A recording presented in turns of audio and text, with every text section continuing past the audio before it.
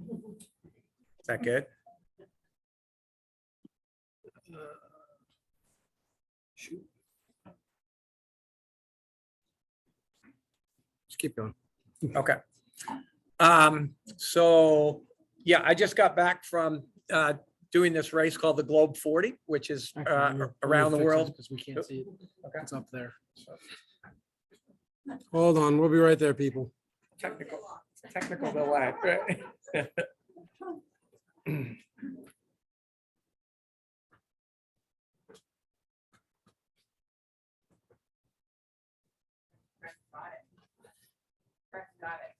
I have, thank you.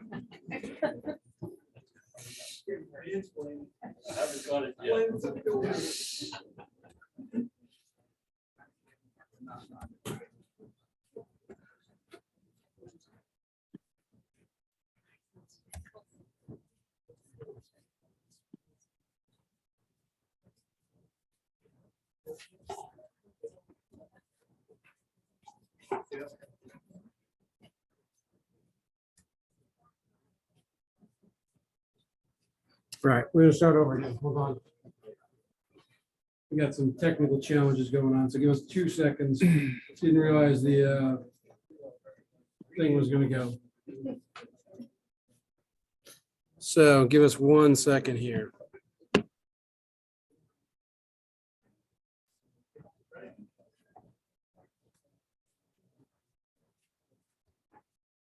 There we go.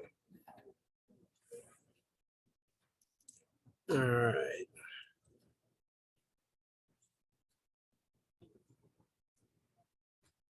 This one. No, unfortunately.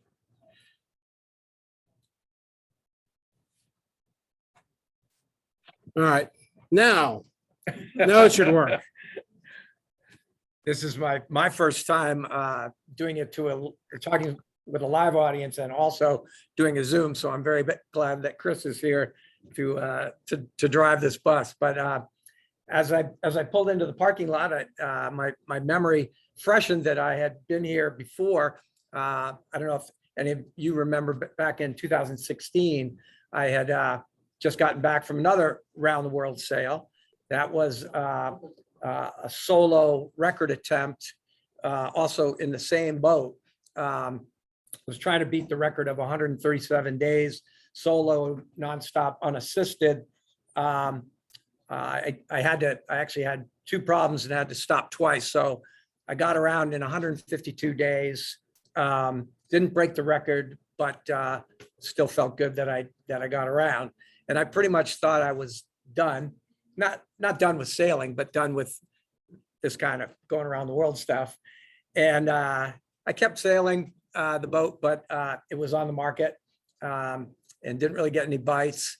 And then kind of ironically, just as somebody became interested in the boat, the Globe 40 announced that the race was going. And I had to look deep into my heart and say, do I really want to sell this boat and stay on land, or do I want to go do this one more time? And I don't know why, but I decided to do it one more time. So it's nice to be back here with you guys, and hopefully all our technology will work here today.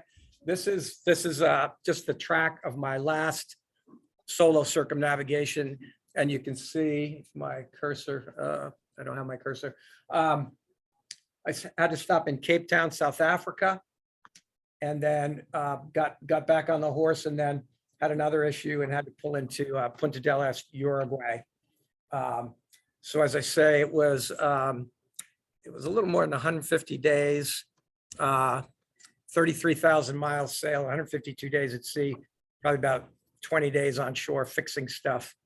So so fast forward now, I guess, back from, I finished in 2016, and yeah, thought I was gonna hang up my spurs, as the cowboys say, but decided to get back on the horse, and I'm glad I did. This was a pretty fabulous experience, quite different, stopping, 8 times.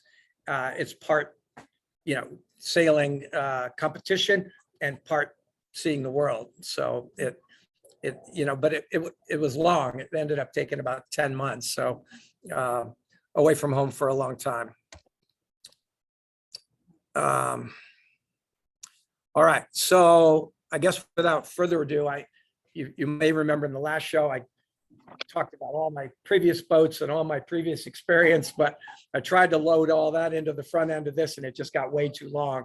It's a long story to tell just on its own. So I'm going to dispense with my personal history and just get right into the race. And I'd like to show you guys just kind of a fun video that had a friend put together just to wet your whistle for what's to come here.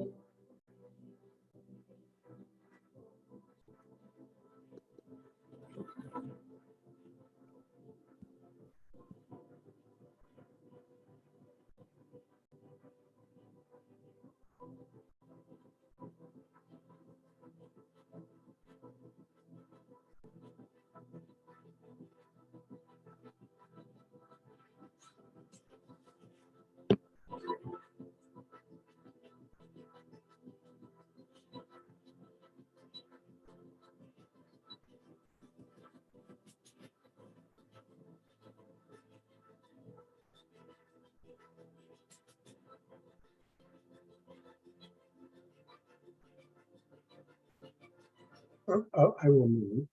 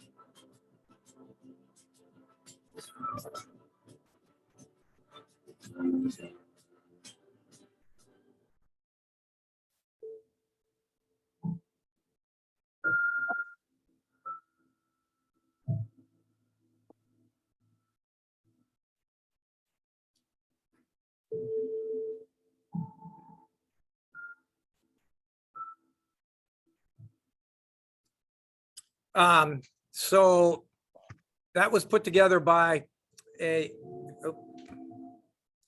young friend of mine who's a first year student in a film school. And he just called me and said, "Hey, I see you're doing this. Would you like me to put together a pump up video?" And I said, "Yeah, go for it." So did it work? Are you pumped? Yeah, I really like it too. It sometimes chokes me up a little bit. I've won another one that's good too. So anyway, I thought that was kind of fun. And I thought that young guy did a fantastic job on that with the music and everything. All right, so diving right into the Globe 40. So we're in May of 2022 now. I keep my boat up in Portland at Maine Yacht Center, and we had to get it across to Lorient, France. So a mere, 3,000 plus miles just to get to not even to the starting line. The starting line was in Morocco. But anyway, I set out, we were sailing in tandem with another class 40 named Amhas, which was being sailed by the manager of the boatyard. So it was great to have a partner. This is us. This is my boat, Griffin Solo 2, going past the lighthouse there in Portland Harbor. These are a couple clips that I'll tell you about my co-skipper, Roger Junet. He's a young 38-year-old guy born and raised in Italy, loves social media. I'm not so good with it, you know, nor photography. So Roger took a bunch of photos and videos and posted them to Instagram. So these are a few spiced in Instagram posts.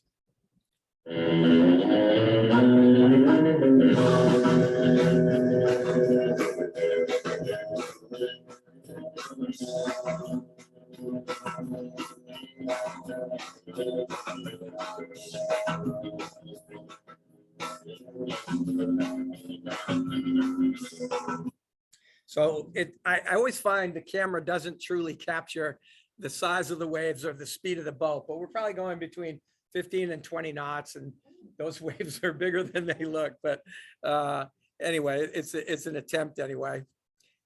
This is just a silly story. Oh, let me first ask, were any of you following my blog posts? Only one?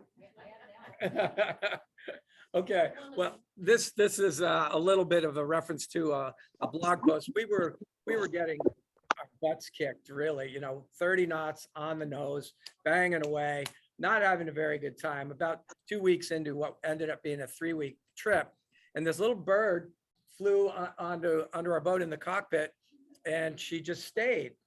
So I nicknamed her Jenny, like from Forrest Gump, you know, because she was sweet and kind. And so we fed her and we watered her and we tried to take care of her. But then as quickly as Jenny came, Jenny died. Yes, and so life is fragile, whether you're a bird or you're a person. So we have to appreciate the times that we have. Poor Jenny, but she was a good friend while she was with us. All right, so we made it to Lorient. We were a little beaten up and bruised. Lorient is a really cool place. I'd highly recommend visiting if you ever get a chance. It's, I think, really the sailing capital of France, possibly the world, if France is the center of sailing in the world, other than maybe Auckland, New Zealand would be the other place.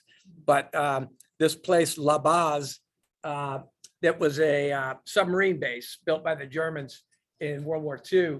And now it's a sailing center, and all the top boats, the Vendée Globe guys and everything are there. There's another just little fun aerial view of Lorient.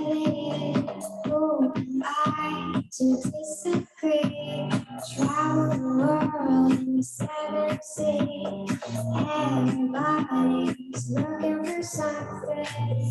Sweet dreams are made of these. Who am I to disagree? So just an aerial view of La Base there. Okay, so now the French like to do this thing called a prologue race. I find it a little silly. It's a race to the start of the race, but but if you have to get to the start of the race, you might as well race to the start of the race, right? So we did a prologue race from Lorient to Tangier, and you know, as luck would have it, it blew 30 plus for 2 days, and then the wind went away completely. Big high pressure. So we withdrew, turned on the motor, and motored our way down to Tangier. So we didn't take it quite as seriously as the race organizers did. So let me introduce you to the cast of characters now. There was originally 7 boats in our little fleet, and pretty quickly it got down to 5. So I'm just kind of going to introduce you to the 5 here. This is the Dutch boat, which ended up being the eventual winner. Funny name, Sek High, which means like second chance or something. But the Dutch were very driven, very good sailors, very competitive. Franz and Ishbrandt. Good guys, but super serious. This is a Moroccan boat that I think was a little bit of kind of a plant. You know, the first leg went out of Tangiers, Morocco, and they were, I think, the principal sponsor of the race.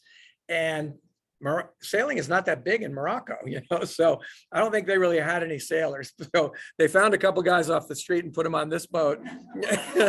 They only lasted a leg, but they're nice guys. Simon and what's his other guy's name? Omar, right. Omar on the right. Yeah, good guys. This is my fellow Americans, Amhas, Team Amhas, Brian Harris and Mika Davis. These are my two good friends. Brian is the manager at Maine Yacht Center, and Mika's kind of his money partner. These are the Japanese on Milai, also really good guys. Masa and Koji.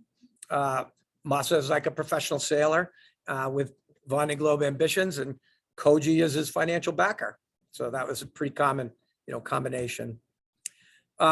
This boat, Storm Tech, used to be owned by an American that I was pretty good buddies with, sold to a Canadian woman.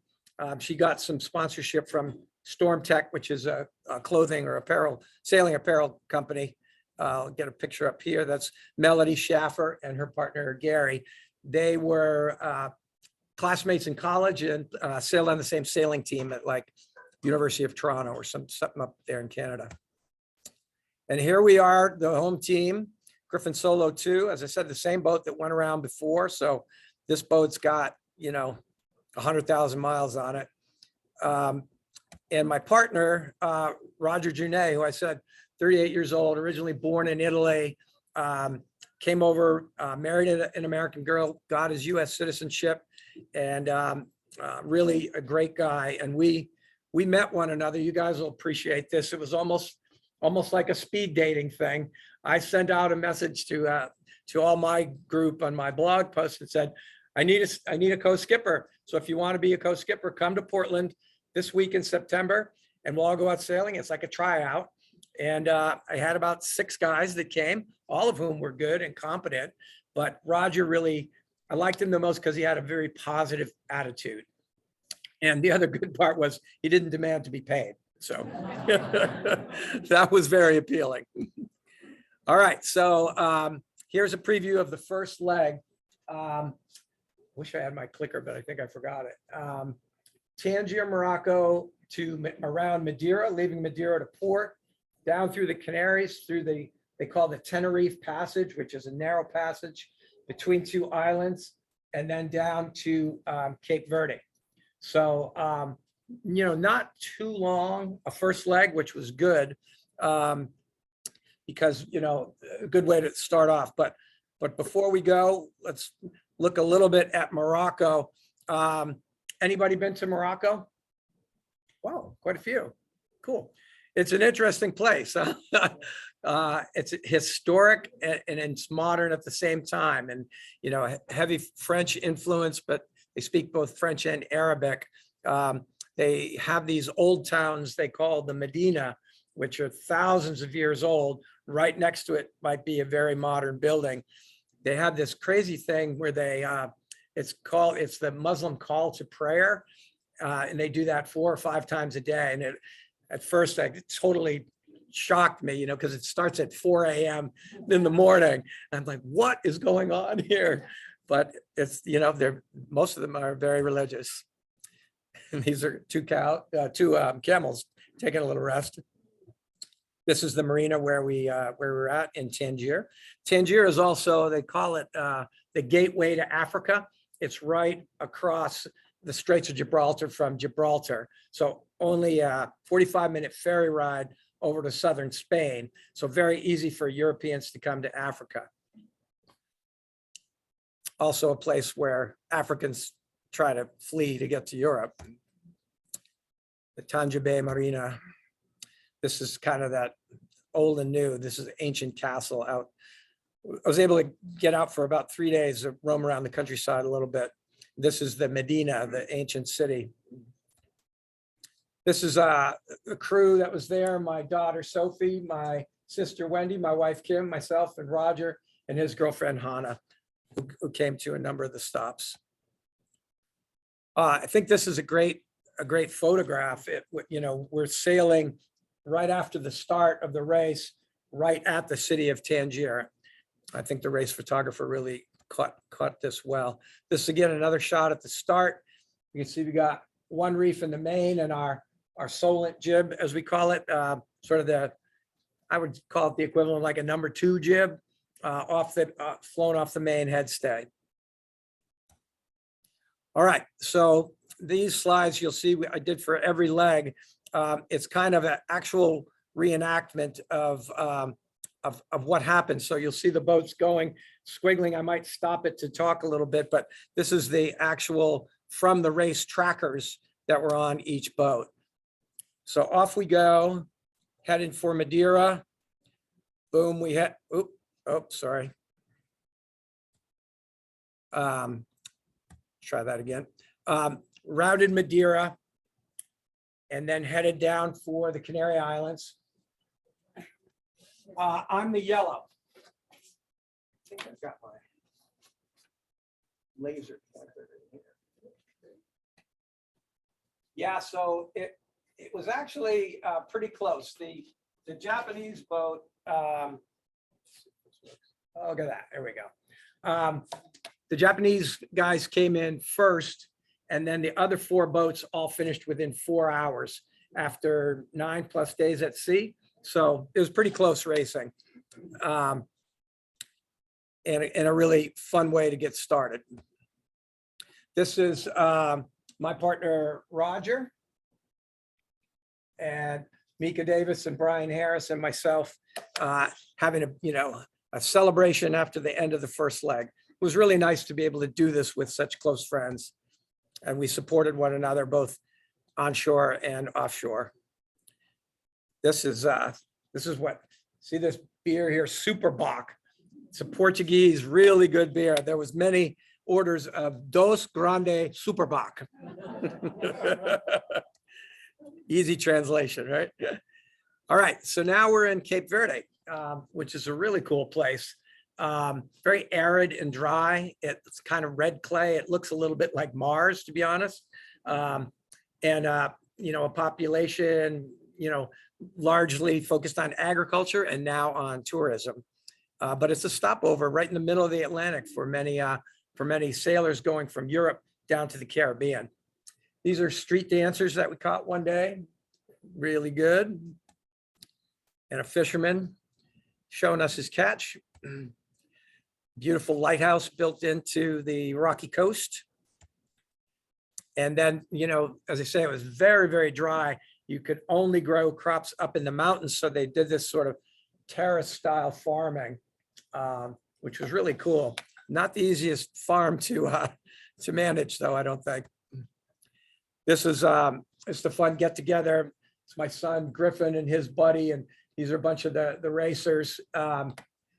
Yeah, those guys came over and we did a great tour of the island and had some fun. All right, so this is a preview of the next leg. So just the considerations here. This is the equator. So just north of the equator is the doldrums, an area well known for very uncertain weather, light winds, and then huge clouds and gusts of winds over 30. So have to try to get straight south through the doldrums. Right over here where the word leg is it's called the St. Helena High. So you'd think that the route, would be the shortest route straight down, but you have to avoid that St. Helena High because there's no wind in there. So you just go there and stop.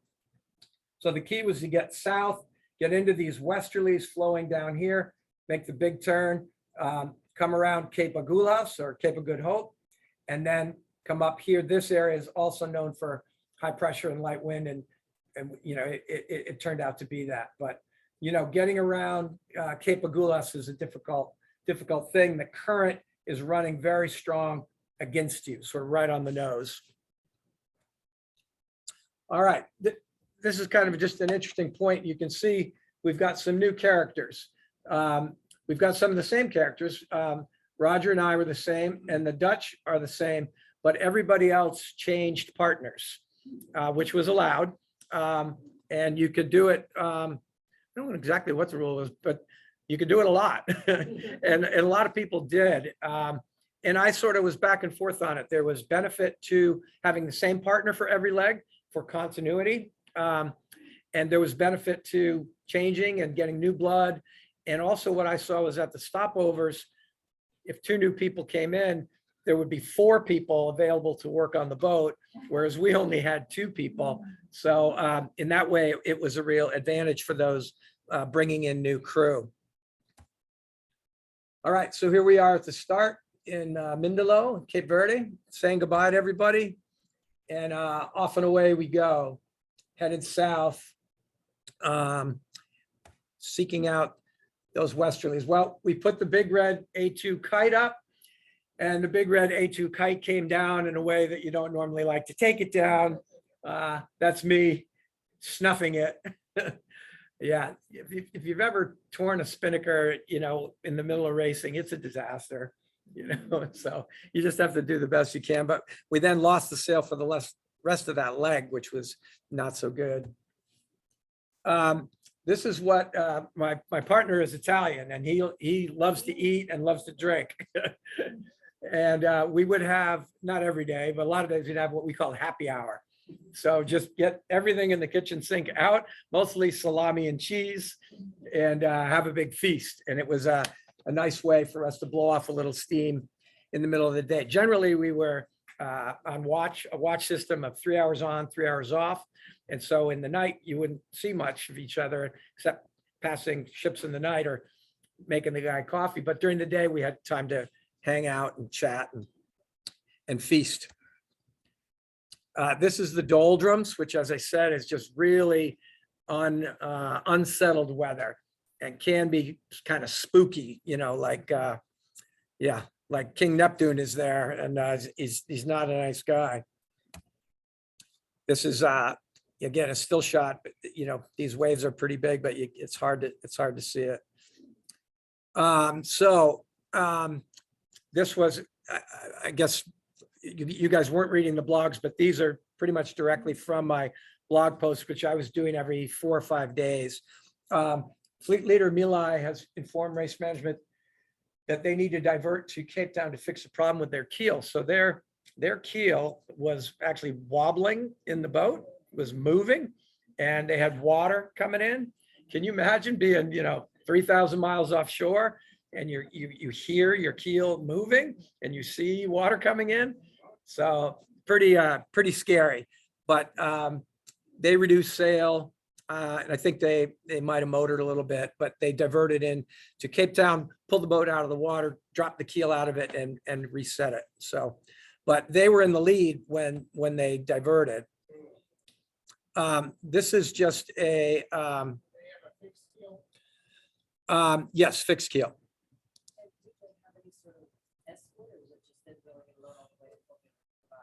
Yeah, no, you're by yourself out there. Yeah. This is kind of hard to see, but this is the Agulhas current, which really comes all the way down like that, kind of going in a circle. It's like the Gulf Stream on steroids. So my strategy was I was going to come in lower and then hook up here to Mauritius. But as the story evolved, it was very stormy down low. The race organizers got a little freaked. The weather guy did it and actually kind of told us to get back north or we were going to get our butts kicked, which was not good strategically for us because we went all the way down and came all the way back up. A lot of extra miles sailed. And then as luck would have it, we came back up north and there was a huge storm up north, right? So weather guys are only good part of the time.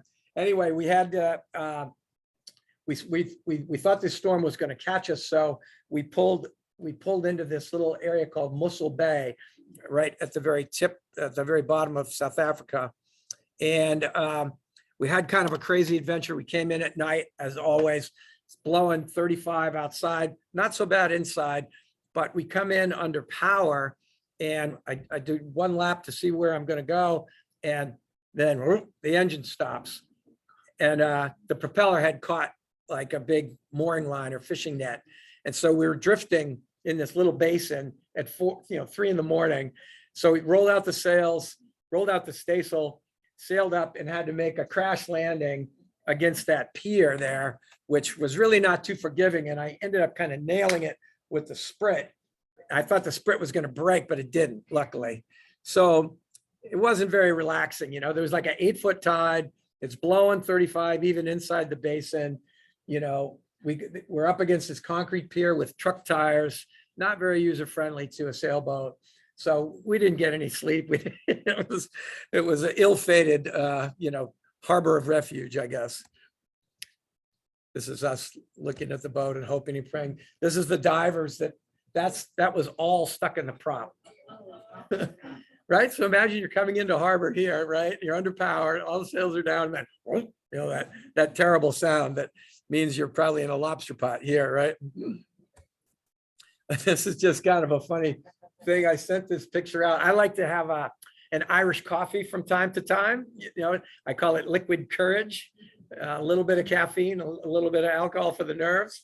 So this was in Mossel Bay. And Roger, of course, Mr. Social Media, snaps a picture of me and sends out this photo and says, please caption this photo. And we got two particularly good ones. One was homeless man stealing Jamesons in South Africa. Doesn't know he's wearing foul weather gear. And the other one was, excuse me, sir, do you have Jamesons in a 5-gallon jug? I thought those are pretty funny. All right, so we're back out into the big storm and into the Agulhas current, which was right on the nose at between 4 and 6 knots. So when it's wind against tide, as you know, the waves get up big and it gets a bit hairy. We got through the Agulhas current and up. So this is our replay of the leg. So coming down, this is the doldrums right here. Everybody. Now you'll see, it doesn't show it real well, but I try to go further south. And this is, you'll see Milai, the white boat, peels off to Cape Town. And I'm trying to go further south and then get called north. And then we pull into Mossel Bay. Yeah, so we were kind of deep on this one. But we came into Mauritius pretty beat up after 40 days at sea, but it was, Mauritius is a gorgeous place. Anybody been to Mauritius? All right, pretty spectacular, huh? Yeah. As we sailed up the coast, you know, these beautiful volcanic mountains, and we were so ready to be on land. You can see white sandy beaches, you know, again, history of Dutch and then French colonization. Big agriculture crop is sugarcane, but now the economy is mostly about tourism, and mostly from Europe. It's so far from here that it's a long way for us to go. But if you fly to Paris, you can get a direct flight. It's like a 12-hour flight. So we worked on the boat for about 4 or 5 days, and then we went off and had a little fun and climbed a few of these mountains and did a little swimming and snorkeling. This was a great hike that we did. You know what is really big in Mauritius is kite sailing and kite surfing.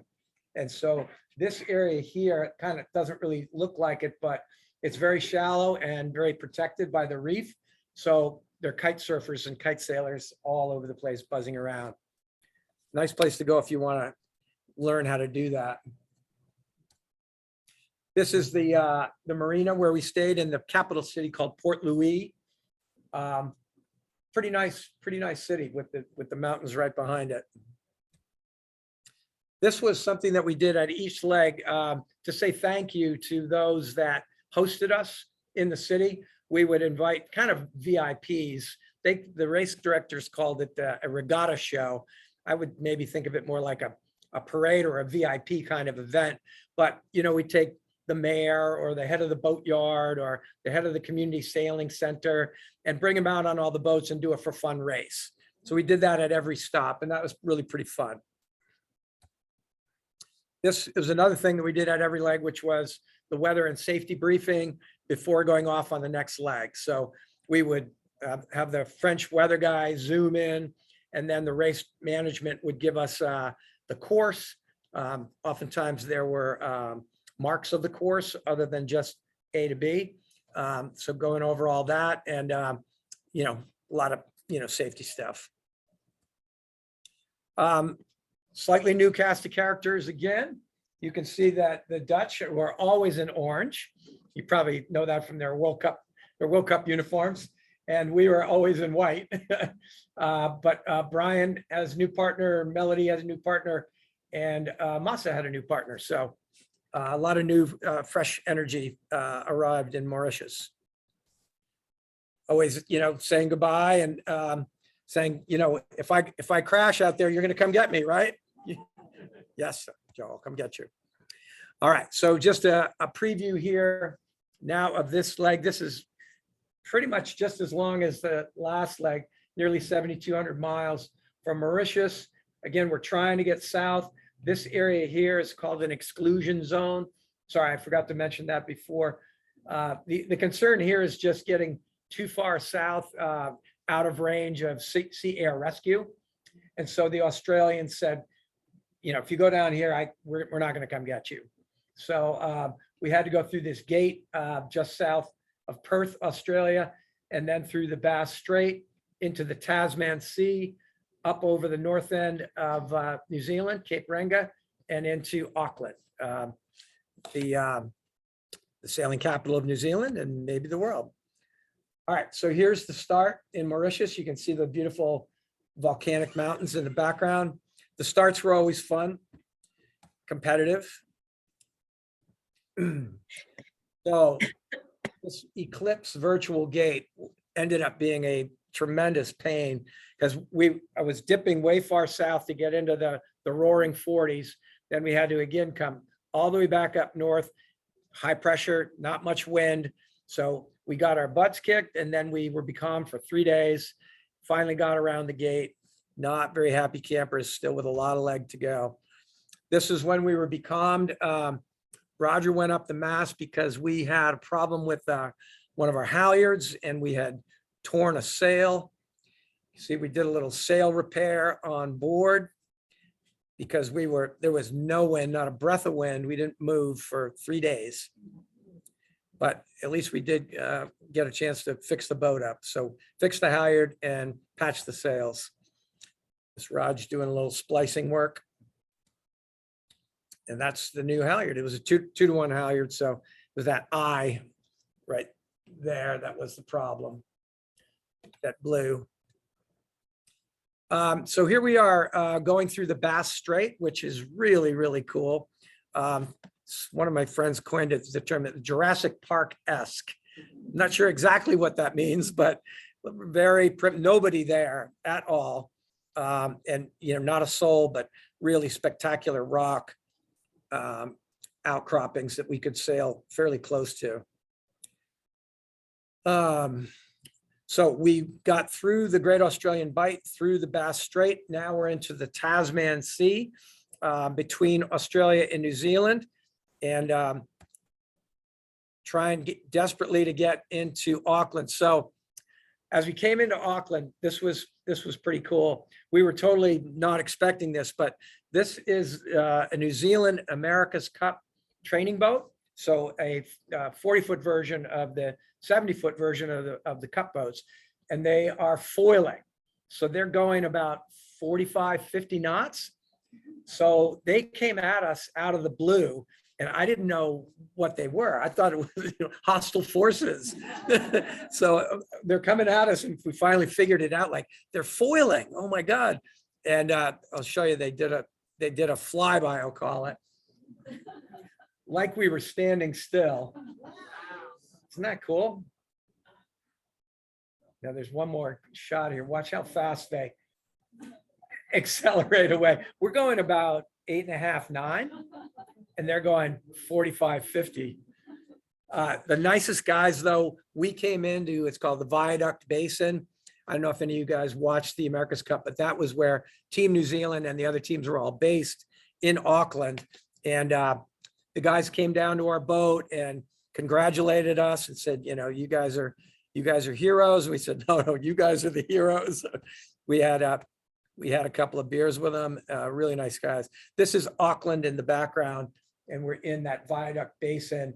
Right behind us is where Team New Zealand trains and everything.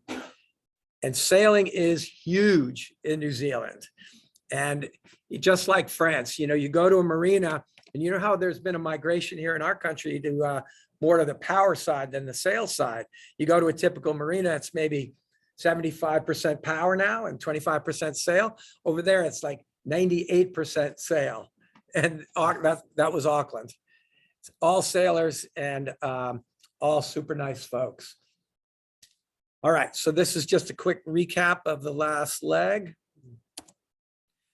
See, we start up here and we come down, and this would have been where the Roaring 40s are, but we knew we had to get up to that gate there. Again, I'm the yellow, the Japanese are the white. I think Amhas, the fellow Americans, are the, no, sorry, that's the Dutch. That's the Dutch. Orange, of course, right? All right, through, that's the Bass Strait between Australia and Tasmania, and then the Tasman Sea, and then up over the top here of the North Island, as they call it, and into Auckland. All right, New Zealand. I love this place. This is, I definitely want to go back. This is actually Queenstown, not Auckland, on the South Island. So after about 4 or 5 days working on the boat, again, we kind of got off the boat and went on a little trip to the South Island. You know, one of the things New Zealand is known for is their lamb. And we saw lots of sheep. This is in Queenstown, which really, you know, like a frontier style town, like a Western ski resort town. Kind of reminded me of like a Telluride or Steamboat Springs or something like that. A lot of young 20-somethings out on an adventure. Great hiking, great skiing, big lake for sailing. So a lot to do there in Queenstown. We took a little plane over to what's an area called Milford Sound, which is over in the glacier side of the South Island. Just amazing scenery of these mountains coming right down, sort of fjord style to the little bay. Did a little boat tour and then back up to Auckland. This is the very famous Royal New Zealand Yacht Squadron who kicked our butts in the last America's Cup. And look at that, they've got the old girl holding her hostage over there in Auckland. So we had our kind of awards dinner at this yacht club, and they were very, very friendly and welcoming, and said, "You ain't getting that cup back anytime soon." These are some traditional Maori dancers that came to the awards dinner. All right, so preview of the next leg. We're here in Auckland and we're going to Tahiti. The wind, of course, is directly from the northeast. So it basically goes straight out and then up like a typical upwind leg, except that it's, you know, 2,000 miles, just like a buoy race, right? That's me up the mast doing last minute repairs to the wind instruments. The wind instruments were critical because our autopilot is mostly driving off the wind instruments. So you can see we've got two up there, a primary, which is the vertical, and a second, well, you can't really see, it's behind my head. We call it a vertical and a horizontal. So if one goes down, you can switch to the other. And they break frequently. This is the cruise for the next leg. Some familiar faces and some new faces. This guy was South African, and this guy is from Britain. They're on Team Amhas, so the American boats turned into the international boat, and these two are Canadians. There's Raj and I, and the Japanese, and the Dutch are consistent. All right, so this is the start in Auckland, right in front of the New Zealand. Right in front of we're number 106. we're number 106 Briefly. briefly.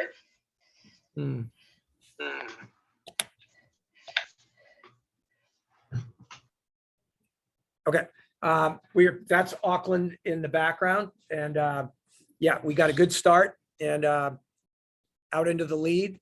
Unfortunately, you know, Roger and I both, I don't know if it was food poisoning or what, and I'll spare you the gory details, but you know, these boats are pretty primitive and there's no toilet.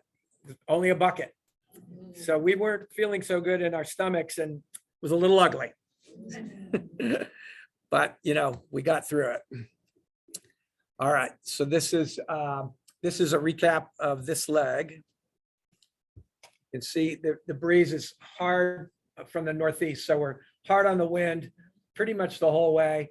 The wind backs a little bit into the east and we can tight reach in code zeros. And then we had to round the island of Bora Bora right there just to sail a few extra miles.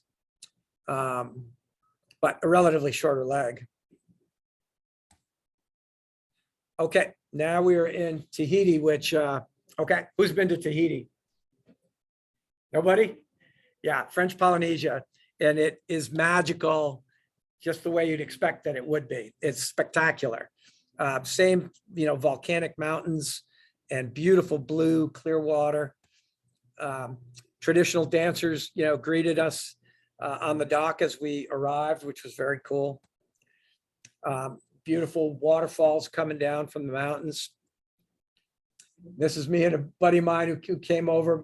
None of my family were able to get to that leg, so my pal John and I rented a house on one of the neighboring islands called Moorea, and we did a lot of hiking and scuba diving and fun stuff.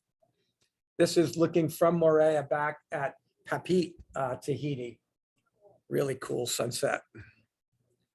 This is again that VIP regatta, whatever we're calling it. These two guys, though, are in the French.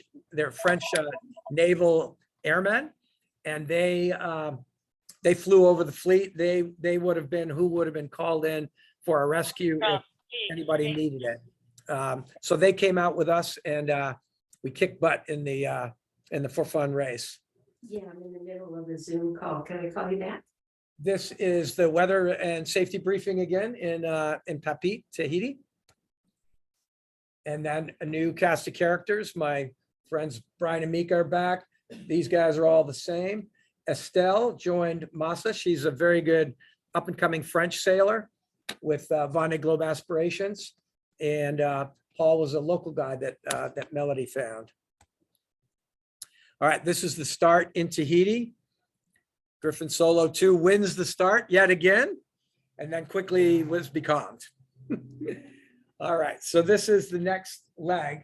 This is the big one. This is from Tahiti around Cape Horn and up the Beagle Channel into Ushuaia in Argentina. And again, we've got a virtual gate here, because if you were doing this on your own, you'd come down, get into these westerlies. This is an exclusion zone again, so we couldn't go in here. So, you know, this ended up being about a 3-week leg. This is the start. You see GS2 out in front, but you can see there's not much wind. And, you know, while we won the start, we were all becalmed for half an hour right after the start. It's just a shot of us leaving Tahiti. So I don't know if you guys are familiar with Point Nemo. It's probably a term that only NASA astronauts use. It's the farthest distance from any piece of land in the world. So over 3,000 miles in any direction. So NASA uses it to drop satellites, I say jet trash. So when I was on my previous solo around the world, you feel pretty exposed down there. If anything happens, problem with your keel, problem with your rudder, problem with your mast, you got to fix your own problem, because there's no shipping traffic and it's way too far for sea air rescue. The good part about this trip was that we were sailing in a group of 5 boats, and you can see that's my buddies on Amos, my buddy Brian from Main Yacht Center. So we were in radio contact, and we were fairly close to one another for most of the leg. So this is, you know, as you head this far south, it gets really cold and really windy all the time. These low pressure systems just keep coming and coming and coming. And we kind of made 2 mistakes in one day. We had too much sail up. We're feeling very competitive. We're very close with the other boats. So we had our A3 asymmetrical kite up, that ripped. We get it down, we put up the smaller A5 asymmetrical kite, that rips. It's like, this is a bad day at the office. You know, it just goes to show you, you always are having to make that fine judgment between being competitive and going fast and taking care of yourself and the boat. Because when you put the hammer down too hard, the boat bites back. This was just a flash forward to when we got the sails. It was the damage was too bad to try to repair at sea. Even the best sailmaker, I think, would have dropped. So this sail was trashed. We did take this one back to, we found a North sales guy in Buenos Aires to help us out. And that sails is pretty much as good as new. All right, so Cape Horn was a big bogey for me because on my last trip, it was extremely nasty weather, 50, 60 knots of wind, 50, 60 foot seas. And I basically got pushed well offshore. I couldn't get anywhere near Cape Horn Rock. I went out wide, 35 miles offshore, and, a week solid of really nasty weather, finally, before I got north of like the Falkland Islands. So I think I'd call it a little bit of PTSD. And I kind of overthought this and got myself all worked up because we were needing to come around very close to Cape Horn Rock and then hang a hard left and go up this Beagle Channel, which is extremely narrow for about 50 miles. And it's a prevailing westerly wind. So going dead upwind in a mile wide channel, I just thought it made no sense. So I had this whole alternative plan that if the wind was nasty, I was going to go up to the Port Stanley in the Falklands and bail. That was my bailout plan. But as luck would have it, well, let me show you this video. This is, I think, some pretty big air.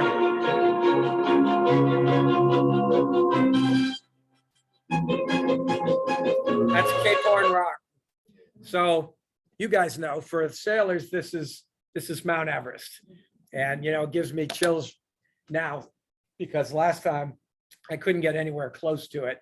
And this time we were within a mile of it. And once we got sort of around the corner, we were protected from the winds and we were in 10, 12 knots of wind and easy seas. So easy peasy after all that mental anguish that I put myself through. The Beagle Channel was still interesting, but we finished outside of the Beagle Channel and then we motor sailed up to Ushuaia. So not really too bad. Oh, sorry. This is it. This is Cape Horn. This is, I've been thinking about this for, ever since I went around it the first time. So to be a two-time Cape Horner, felt pretty good. Roger was equally as pumped. He was kind of beside himself, and he got a ton of support from his friends and family back in Italy when we got around. All right, so a little recap here of this leg. Coming down. Again, we would have liked to have gone further south, but we had the gate to get around. Japanese Milai in front, Sekai, the Dutch second, Amhas, and then us, and Whiskey Jack, the Canadians. I'll show you a more zoomed in shot of Ushuaia and the Beagle Channel. This was a shot at the dock, and I got there and I just completely lost it, to be honest. It was such an emotional relief to have gotten around it after all that anxiety that I just broke down and, but eventually collected myself. But it was such a huge relief. It really was. Ushuaia, Argentina is a really cool place. I would totally recommend it. You can see the mountains. Again, it's had a little bit of that feel like Queenstown, an adventure frontier town. But what this place is really known for, it's called the end of the world.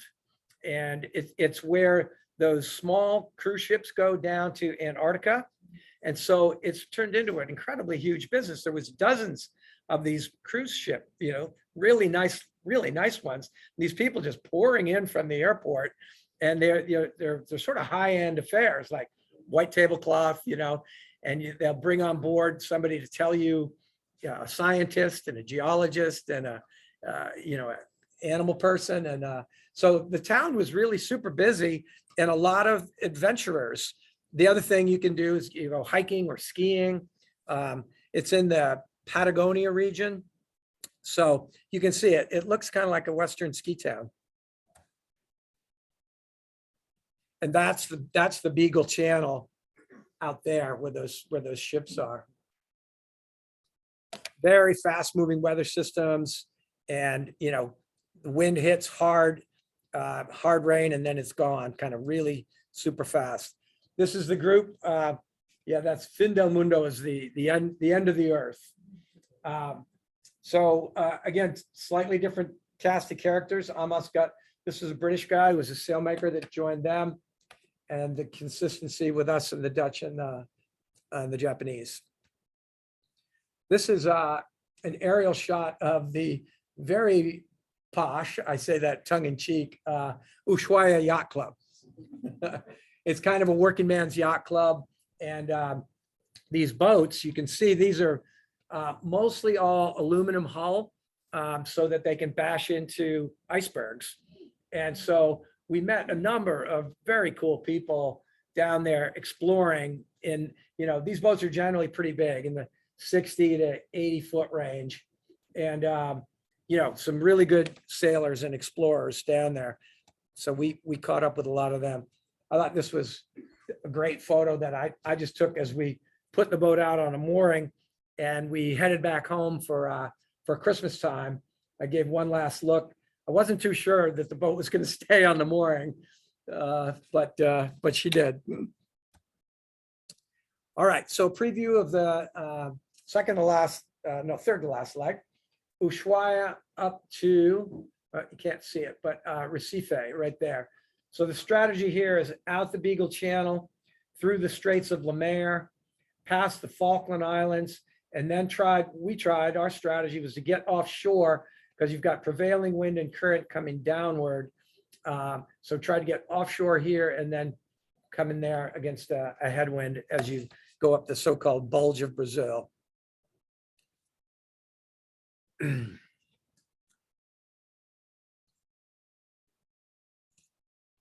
So this was just kind of interesting. I don't know that anybody has ever raced a sailboat in the Beagle Channel. So this time with the westerly wind, it was mostly downwind, but these winds, you can see it's so vertical. I think there's two names for them. One is katabatic, and the other is a willowa. What it means is very strong winds coming down over the top of a mountain, hitting you more from above than the side, and really can create havoc. So we didn't get the worst of it, but we got 30 knot gusts, and then becalmed, and then 30 knot gusts. This is just a little better view. This is the Beagle Channel coming out. These are the Straits of Le Maire. This is Staten Island, and then these are the Falklands. Remember, the British and the Argentines fought over that a couple of decades ago, I think.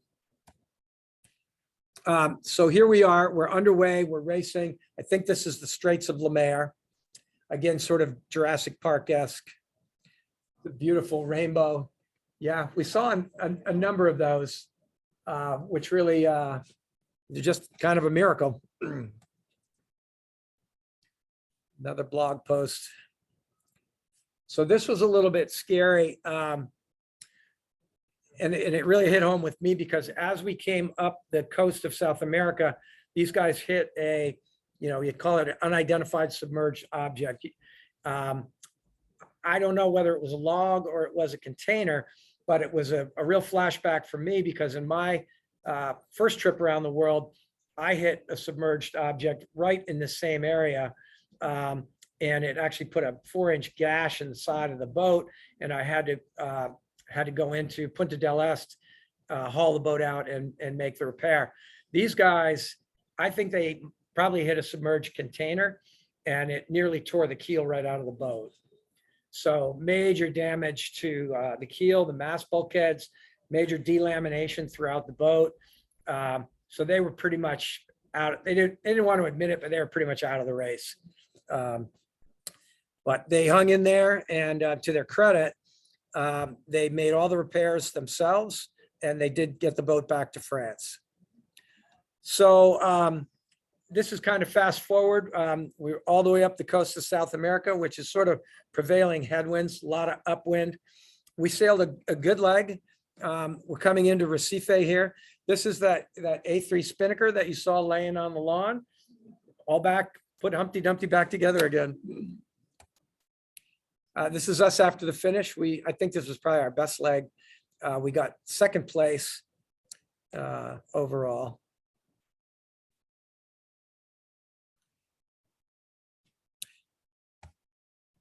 All right, so now this next leg, well, I guess this is a recap of this leg.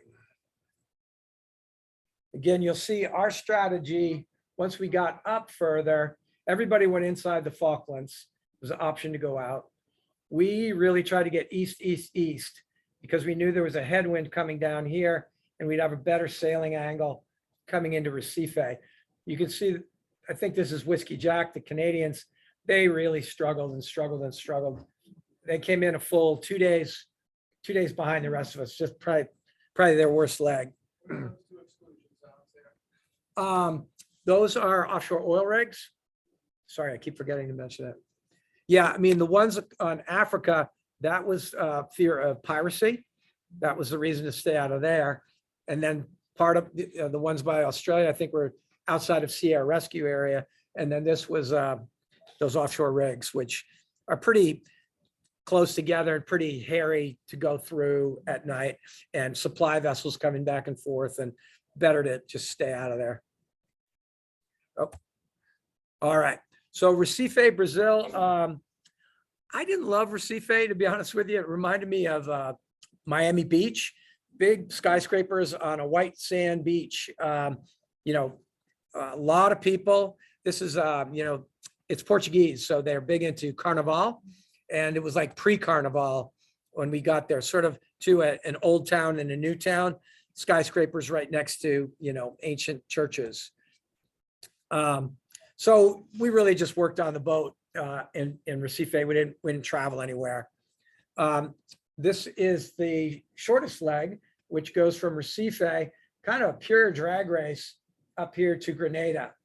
And this whole exclusion zone was for two reasons. One, piracy, and the other, the Amazon River dumps out right here, sorry. And a lot of logs and stuff in the water that you don't want to hit. So, you know, I figured our boat wasn't as fast on a reach as some of the other boats. So you see, I tried to go a little further north with this prevailing easterly trade winds. I thought I could get a better sailing angle coming in, maybe put up the kite instead of in the jib.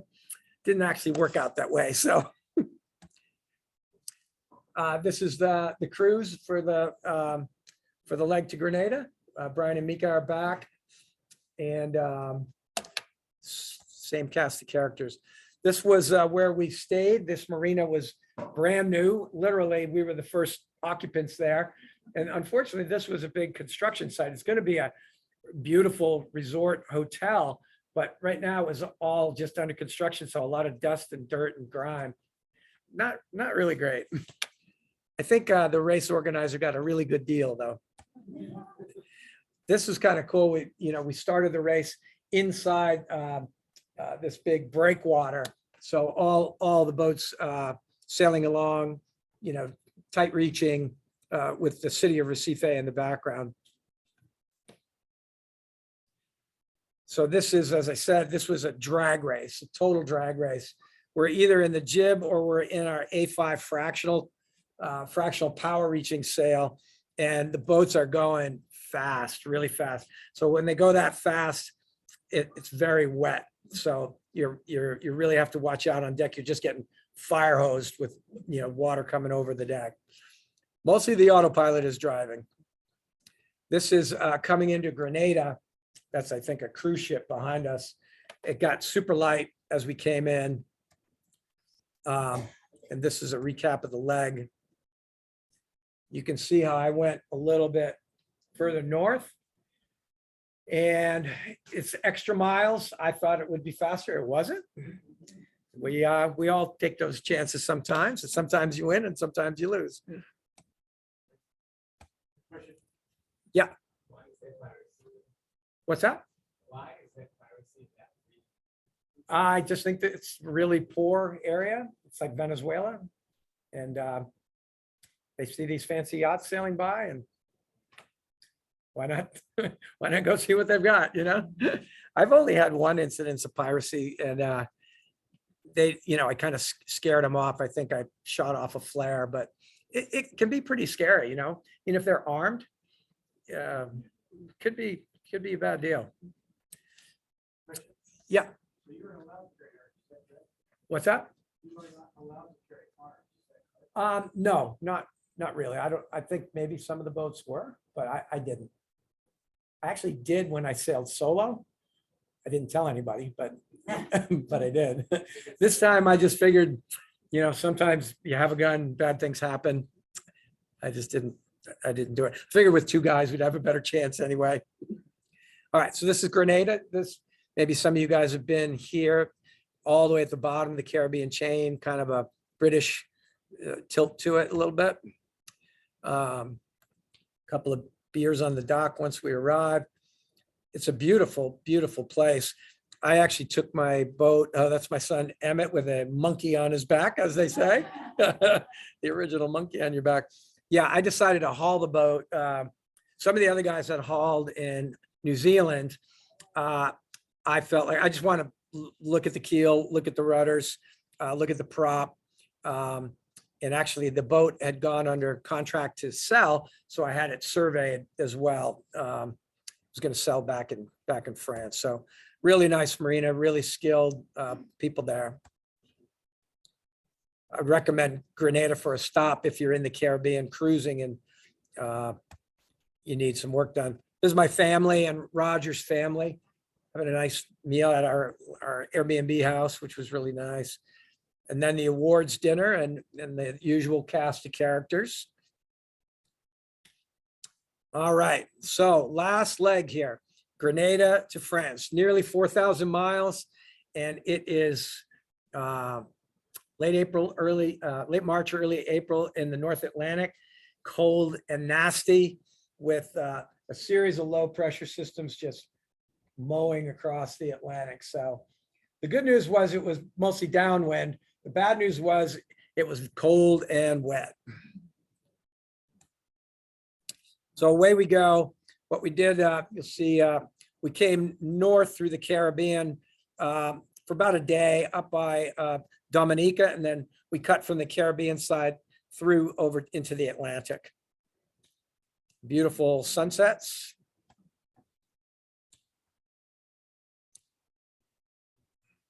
So we got one last scare.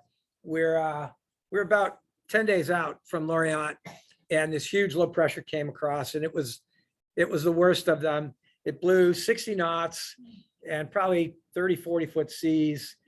We were only kind of in danger, I would say, for about 6 hours. Of course, it's the middle of the night. And the boat didn't get knocked down, but, pushed down and rounded up a little bit. And just a really hairy night.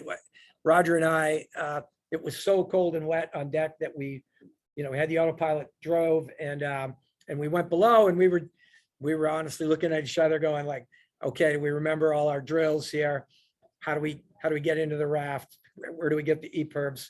Where's our emergency bag and our emergency food? So, it was the real deal, but in a way, as quickly as it came, it left. And then we, this is just sort, we use Adrena for weather and routing. And this is, those bars are 10 knots of wind. So that's 40, 50 knots as we approach that low pressure system.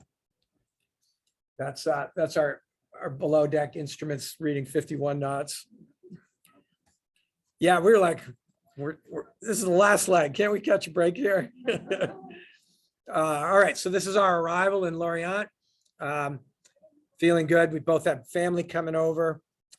This is me saying, are we confirmed across the finish line? And then, yes, we are confirmed across the finish line. And then we do our, the Vendée Globe style flares. That was quite a moment, again, of joy and a large element of relief. It's a good shot of Raj and I enjoying the moment. And then in at the dock, getting some questions and answers and stuff. And a little smooch from my wife. And then back to La Base, where we were before. So we've come full circle. So I just got another video to conclude the show here, which hopefully, we got one more race action. See coming up out of the Caribbean to the north. And then we've got to get through the gate by the Azores. This is Whiskey Jack, the Canadian boat that had a rudder problem and had to pull into Guadeloupe. So they finished like nearly 3 days behind in this leg as well.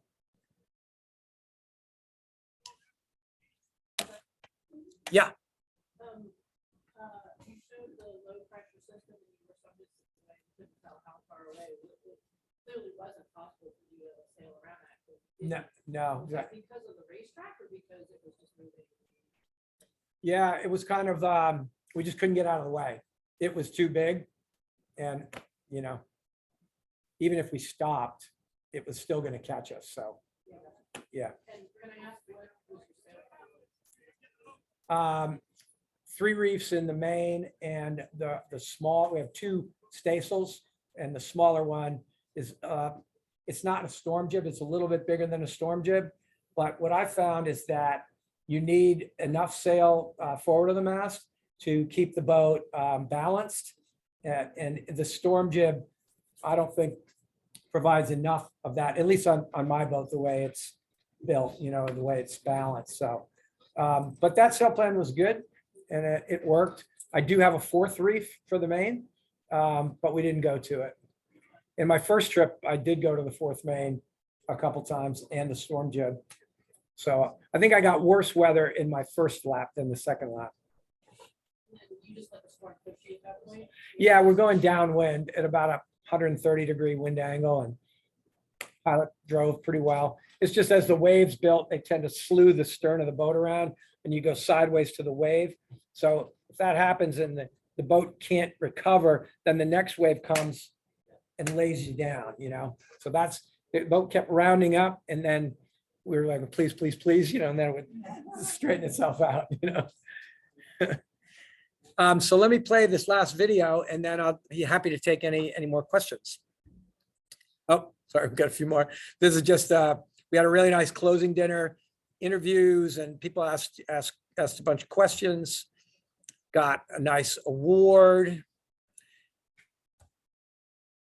Raj and I. So the Dutch were first. The Japanese were, I'm sorry, Amhas was second. The Japanese were third. We were fourth, and Melody and her Canadian friends were fifth. And this was the stats, nearly 38,000 miles sailed at a bit slower speed than the first lap. And that's because we weren't in the roaring 40s at the bottom of the globe as much. We kept going down and up and down and up. So that light air upwind brought the average speed down. I think my average speed in the first time around was closer to 9 knots. 200 days at sea, which was a lot. All right, this is the closing video.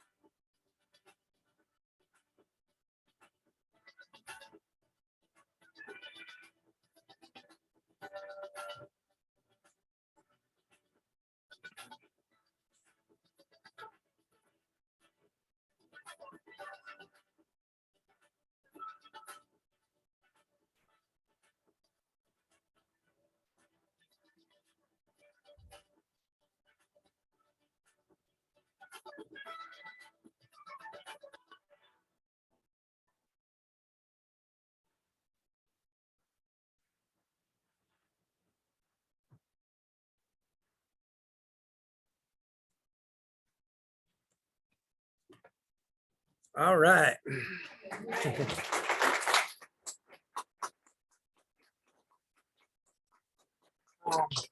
Yeah, so the finish was very emotional as well, as you could probably tell. Just a long, long journey, you know, over 10 months' time, and great to have it done with and in the record books, and be able to relax a little bit. So happy to answer any questions. Can you say more about the autopilot that was able to deal with all of that? Yeah, we had I think a very good system, B&G, with B&G hydraulic rams as well. And we had 2 systems in the boat, so completely redundant or duplicative. If one was broken, we could use the other. And they did break. The hydraulic rams leaked oil, and we had a few electrical issues. So it was just something, you know, that was sort of a constant maintenance item, but they work really well when they're working well. We only had a few times that they went out completely, that both were down, and we had to hand steer. And we quickly realized that hand steering was not an option, you know, it's just too much. 5,000 system. It's a H3000, actually. It's kind of old, so, and B&G's not supporting it really anymore. So it was difficult to get parts. Yeah. Very good. Yeah. Very resourceful. Yeah, and just the last piece, you know, that was tied into a whole B&G electronics package with the wind instruments. So most of the time, the pilot was driving off a wind angle. Windmill. Yeah, in wind mode. Yeah, not compass mode.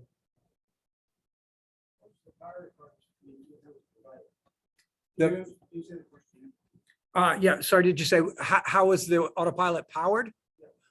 Yeah, so we generated, I'm gonna say 90% of our electricity from a hydro generator. I don't know if you guys are familiar with those. It's like a little leg that drops down and the propeller spins. It produces AC current that goes into a converter box and then goes DC current to the batteries, charges the batteries. So if the boat's moving, you know, 8 knots or better, it really puts out a lot of juice. And we're consuming with the pilot and lights and whatever, 11 or 12 amps. And the hydrogen is more than keeping up with that. The problem only comes when you slow down. You know, we also have quite a few solar panels, but I view the solar panels as sort of like a trickle charge. It didn't contribute as much as I would have liked. Maybe the panels are, you know, 7 years old, and they'd lose their effectiveness over time. Last resort is to start the engine and have the engine alternator charge the battery. So three methods. Tried not to use the engine because we couldn't carry enough diesel to use that as our primary charge system. So the hydrogen works very well. It sometimes gets stuff caught in the prop, and that messes it up. So you have to always keep the prop clean. And like, just as we came north of the Caribbean, we sailed through this sargasso weed, which was really nasty. And we basically couldn't use the hydrogens. They clogged immediately. So we just had to be careful on that, because if we had 2 of them on the transom, so always the leeward side was down, the windward side was up, and then we switch. So we had 2, we had redundancy there as well. But they're not, I wouldn't say, they're pretty reliable. They're not, I was going to use the word temperamental, but you just have to maintain them. And, you know, we had a lot of spare parts to work on them.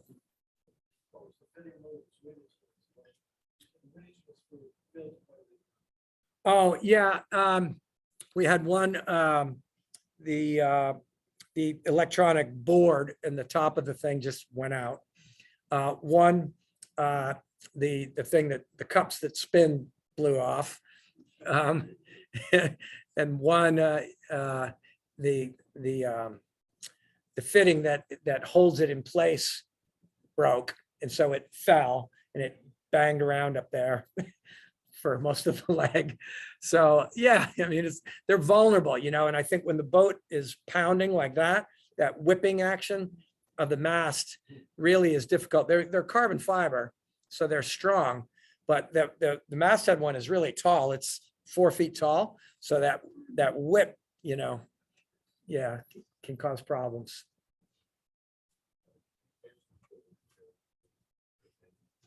Oh, yeah, yeah. Sorry, yep. What kind of communications did we have on board? We had an Iridium open port satellite communication system, which we used mainly for email and for downloading weather grid files. And then we had an Iridium Go, which tied into our cell phones, mostly for texting. And then we had VHF radio for ship to ship. And trying to think if we had anything else. Handheld VHF radios. And then, it's not really communications, but the EPIRBs in the event of emergency. So the systems were pretty darn good. The voice, I don't find on the satellite, the voice, there's a delay in the air. It's almost like, hello, over, I miss you, over, I don't like those conversations, so I didn't do it very much. But the stuff is expensive.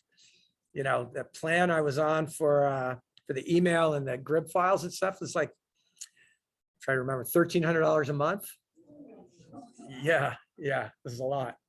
So, but it really feels good to be in touch, both by email and by text. So with my family, I could be in touch by text, which was, and pretty much you could go back and forth in a text chain. So what support did you get besides the grid files? What did you get for weather and other support? Yeah, on a daily basis, question was, what kind of weather support did we get? There was a very good, well-regarded French meteorologist who worked for the race. And so it's kind of funny. At the beginning, he was sending us a lot of detail, like almost like go right, go left, which more falls into the routing category than the weather forecast category. So that didn't work out because people were confused by it. If they did their own thing, were they going against the wishes of the master? So he stopped doing that, and he just provided a daily weather forecast. When we were close together, it was just one for the whole fleet. If the fleet was really separated, he'd maybe do 2, but it was just kind of like high pressure here, low pressure here, moving here, possible trouble here, paint by numbers kind of thing. But we got, these grid files working with, the Adrena software. So you download a grid for, say, a week's time. And then you say, I want to go from here to here, and take that weather file and give me a best route to my destination. And oftentimes it's not the straight line or the great circle shortest distance that you think it would be. So we spent hours of each day poring over weather and navigation and strategy.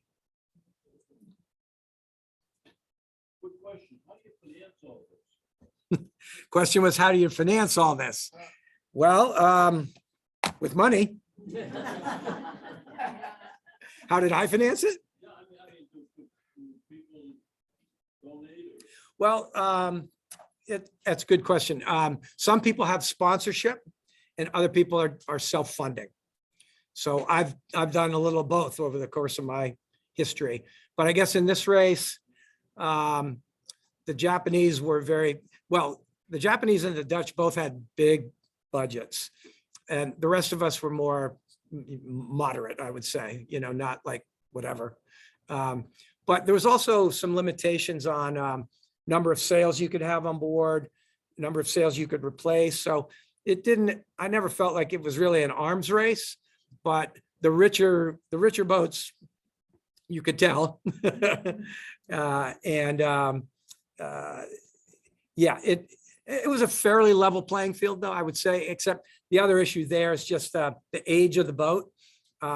These boats are class 40s, which are, it's a box rule as opposed to a one design. Like a Sunfish is a one design. Every Sunfish is the same. every class 40 is not the same within a box of height of mast, depth of keel, beam, rudders, materials.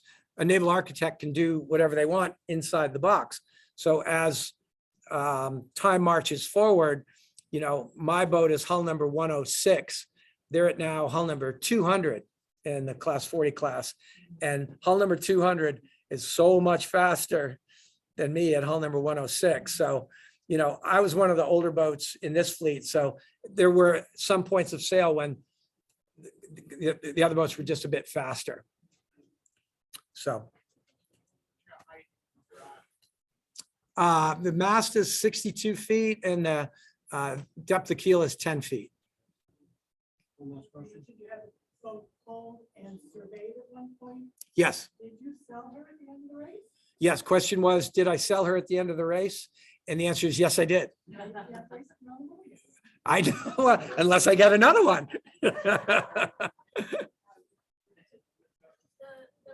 around the world always seem to go against the wind and the current. Do they ever go the other way?